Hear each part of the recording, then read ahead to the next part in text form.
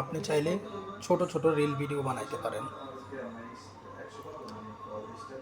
ছোট ছোট reel video বানিয়ে রাখেন, যখন মন চাইলো একটা দুইটা করে ফেসবুকে আপলোড করেন,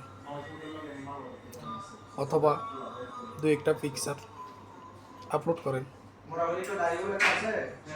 দেখেন, মানুষ দৈনন্দিন জীবনের অনেক কিছু ফেসবুকে আপলোড করতেছে, যেগুলা আপনার অডিয়েন্সের কাছে গ্রহণযোগ্য।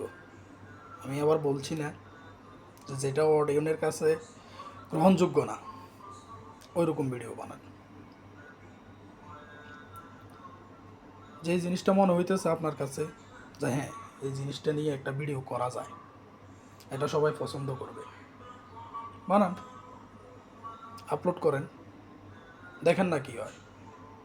এতে তো আর আমাদের পয়সা খরচ হচ্ছে না, আপনাকে ইনভেস্ট করা লাগতেছে না।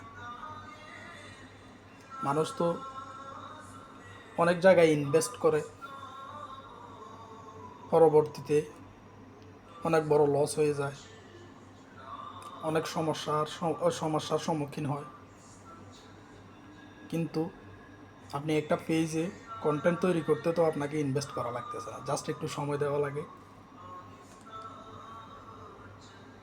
এই সময়টা 2-1 মিনিট সময় দিয়ে যদি আপনার সফলতা আসে, তাহলে সমস্যা কি?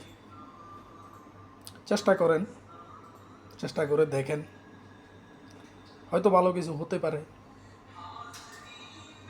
এমন না যে হওয়াই লাগবে, আমি ট্রাই করি না, ট্রাই করতে তো সমস্যা নাই নাকি? ট্রাই করেন।